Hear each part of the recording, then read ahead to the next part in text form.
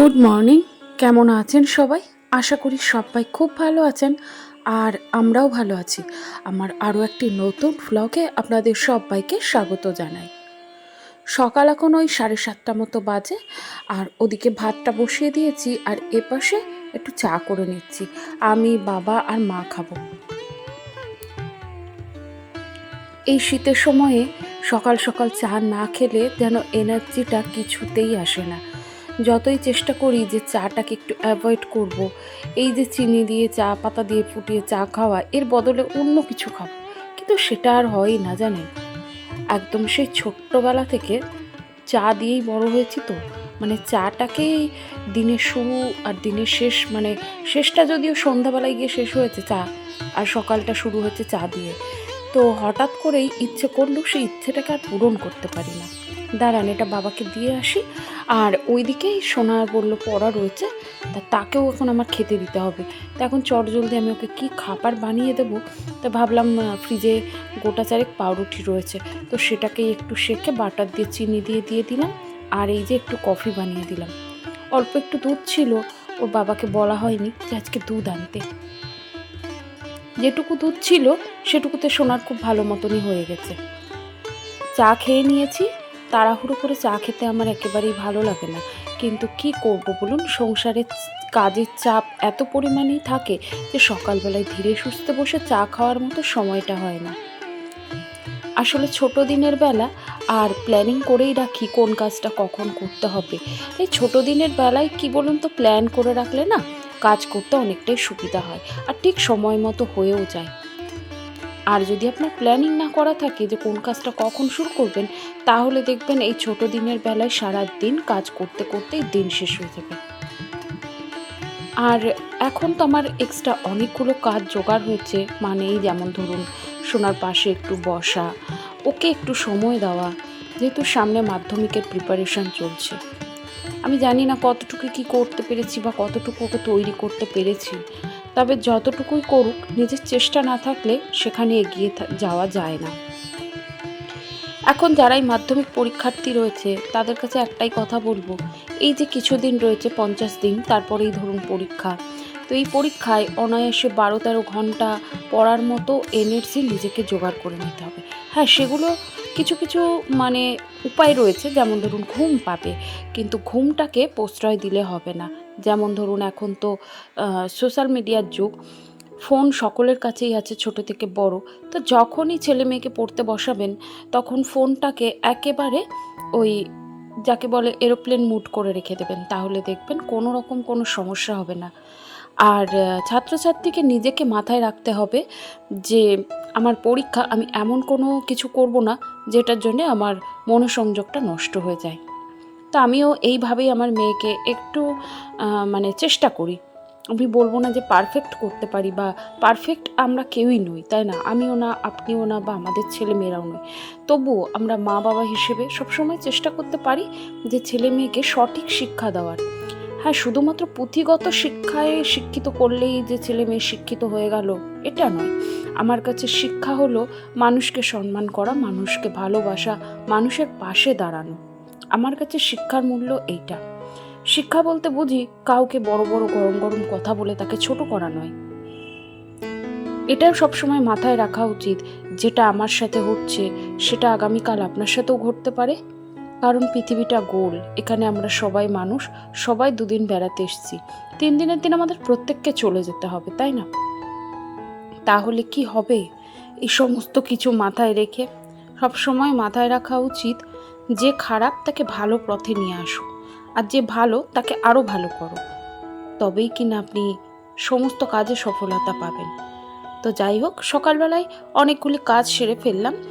আর এখন এই যে প্রত্যেক দিন এই ছবিটা আমার ঘরে হয়েই থাকে, অনেকেই আছে সাজিয়ে গুছিয়ে কাজ করে তারপরে হয়তো একটু আধটু ভিডিও শ্যুট করে, তবে আমি সেটা করি না। আমি জানি আমি যতটুকু দেখাবো ততটুকুই আপনারা দেখতে পাবেন, বাকি অংশ আপনারা দেখতে পাবেন না।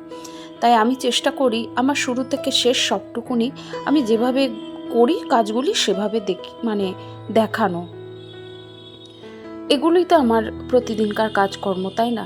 এই যে প্রত্যেক দিন ঘর এলোমেলো হবে আর এগুলিকে গুছিয়ে পরিষ্কার করে রাখা, দিনের শেষে দেখা গেল আবারও লণ্ডভণ্ড হয়ে গেল, আবারও সেগুলিকে গুছিয়ে রাখা, এটাই তো আমার কাজ।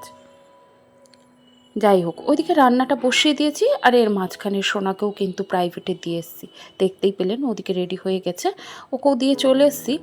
আর আজকে হচ্ছে শনিবার, তো হাজব্যান্ডকে রাত্রিবেলায় তো খাবার দিতেই হয়, তবে একটা জিনিস বদল হয়েছে, কারণ অন্যান্য বার আমাকে ও কিন্তু ভাতই নিয়ে যায়, তবে এইবার শীতে দেখলাম ও নিজে থেকেই পরিবর্তন হয়েছে যে ভাতের বদলে সে কিন্তু 2-3টে করে রুটি নিয়ে যায়। তো যে কারণে আজকে তো শনিবার, আর এই যে বেগুন ছিল ঘরে, তো বেগুন পোড়াতে বসিয়েছি। এই বেগুন গ্যাসে পোড়াতে খুব অসুবিধা হয়ে যায় আর গ্যাসও অনেকটা পোড়ে, তো যে কারণে আমি চেষ্টা করি খুব কম দিন আর কি বেগুন পোড়ানোর। তবে কি করব, বেগুন পোড়া তো খেতেও ইচ্ছে করে, তবে কাঠের উনুন, আঁচের উনুন এগুলো হলে না বেগুন পোড়া খেতে ভালো লাগে। ছোটোবেলায় মাকে দেখতাম, যেহেতু আমাদের গ্রামের সাইডে বাড়ি ছিল, কাঠের উনুনে মা ভাত বসিয়ে দিত আর নিচে একটা শিখের মধ্যে ওই বেগুনগুলিকে গেঁথে সুন্দর করে উনুনের মধ্যে ঢুকিয়ে দিত। তো এইভাবে বেগুন পোড়া দিয়ে মুড়ি খেতে, রুটি খেতে, ভাত খেতে আমার ভীষণ ভালো লাগে। তবে সেই স্বাদটা তো পাবো না, তবে গ্যাসে পুড়িয়ে ওই পোড়ানো নিয়ে কথা। এখন আমরা আধুনিক যুগের সাথে তাল মিলিয়ে চলতে গিয়ে আমরা অনেক কিছু ভুলে গেছি, তাই না? সেই যে মায়ের হাতের পিঠে খাওয়া, শীতকাল পড়লে ঝোলা গুড় দিয়ে রুটি খাওয়া, বেগুন পোড়া, যে কোনো জিনিস ভর্তা, এগুলো দিয়ে আমরা খেতে কিন্তু ভুলেই গেছি। আমরা এখন স্মার্ট যুগে স্মার্ট হয়ে গেছি, তাই না? যাই হোক, অনেকগুলি কাজ করে ফেললাম। রান্না আপনাদের সাথে সেভাবে শেয়ার করতে পারিনি, আসলে ওই ডাল ভাতের আর কি শেয়ার করব বলুন। চলুন একবার দেখিয়ে দিই কী রান্না করেছি। এই যে এটা মায়ের জন্য বেগুন পোড়া রেখেছি, আর নিচে রয়েছে ভাত, আর এইখানে রয়েছে ছিম দিয়ে বিউলির ডাল।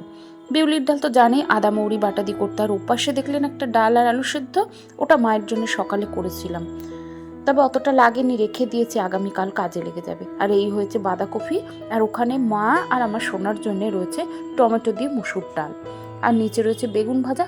আর এই যে বেগুন পোড়া, সোনার বাবা এসে বললো আমাকে একটু পেঁয়াজ ধনে পাতা দিয়ে বেগুন পোড়া মাখিয়ে দাও। তো যাই হোক, ওরা আসলে গাড়ির কাজ তো শনিবার বলেও মানতে পারে না। আর এখানে রয়েছে গতকালকের একটু মাছ, যেটা শ্বশুরমশাইয়ের জন্য রাখি, কারণ উনি মাছ ছাড়া ভাত খেতে পারেন না। আর এই দেখুন, রেডি হয়ে একেবারে আমরা কোথাও যাচ্ছি জানেন, আজকে রয়েছে এক জায়গায় কালী পুজোর নেমন্তন্ন, তো সেখানেই বেরিয়েছি।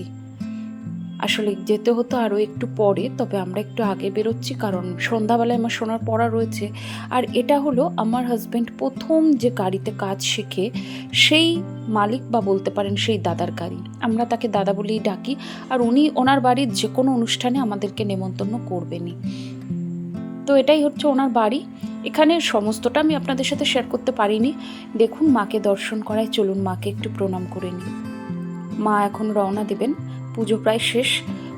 আমরা এখানে বসে একটু অপেক্ষা করছিলাম, ওনারা আর কি মাকে দিয়ে এসে তারপরে প্রসাদ দেবেন, তো সেই প্রসাদের জন্যই অপেক্ষা। আমরা বসে খেলেই ভালো হতো, তবে এত সকাল সকাল বসে খাওয়া যায় না, তাই খাবার দাবার নিয়ে নিয়েছি। আর এই যে এখানে চলছে রান্না, মেনুতে রয়েছে খিচুড়ি, পায়েস, চচ্চড়ি, তারপরে রয়েছে ফ্রাইড রাইস, পনির আলুর দম, আর সাথে রয়েছে চাটনি, মিষ্টি। এই হলো আমাদের পুজোর প্রসাদ, আর সাথে ভোগের খিচুড়ি তো রয়েইছে। তো এখান থেকে আমরা প্রসাদ নিয়ে মাকে মন্দিরে পৌঁছে দিয়ে কিন্তু বেরিয়ে পড়বো বাড়ির উদ্দেশ্যে। চলুন তাহলে যাওয়া যাক। অনেকক্ষণ বাড়িতে এসেছি, এসে সন্ধ্যা দিয়ে ড্রেস চেঞ্জ করে ঘর তোর ঝাড় দিয়ে সমস্ত কিছু করা হয়ে গেছে। তারপরে এই যে সন্ধ্যাবেলায় পেয়েছি একটু খিদে, তো এই যে একটু চানাচুর ছিল, একটু চানাচুর, মুড়ি, শসা, পেঁয়াজ মাখিয়ে নিলাম। আজকে না শনিবার আমি একদম ভুলে গেছি জানেন, পেঁয়াজটা খাওয়ার পর মনে পড়লো যে আজকে তো শনিবার, তো কী আর করবো, ভুল হয়ে গেলে তো আর কিছু করার নেই। তো এখানে মুড়ি পেঁয়াজ দিয়ে মাখিয়ে নিলাম। আর অনেক দিন ধরে ইচ্ছে করছিল একটুখানি চানাচুর মুড়ি খাবো, সচরাচর খাওয়া হয় না, তবে আজকে ইচ্ছে করছিল বলেই খেয়ে ফেলেছি। আর এদিকে বসিয়ে দিয়েছি একটু চা, ভীষণ খিদে পেয়েছিল জানেন, আজকে দুপুরে ঠিকমতো খাওয়া হয়নি। এখানে মায়ের জন্য লাল চা করে নিয়েছি, আর আমাদের জন্য একটু দুধ চা। চলুন তাহলে ঘরে নিয়ে যাই। মা তো শুকনো মুড়ি খায়, আর আমি, বাবা, সোনা সবাই মিলে বসে একটু খাওয়া দাওয়া করবো। সোনা পড়ে এসছে, পড়া হয়ে গেছে, বেশিক্ষণের না, একটা পরীক্ষা ছিল, তো যাই হোক, চলুন ঘরে যাই। আর চা মুড়ি খেতে খেতে ভিডিওটিও আমি এখানেই শেষ করলাম।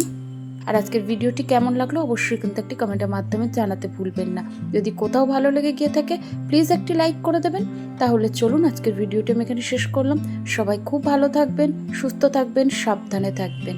আবারও দেখা হবে নতুন কোনো ভিডিওর সাথে। ততক্ষণের জন্যে সবাই খুব ভালো থাকবেন, সুস্থ থাকবেন, সাবধানে থাকবেন।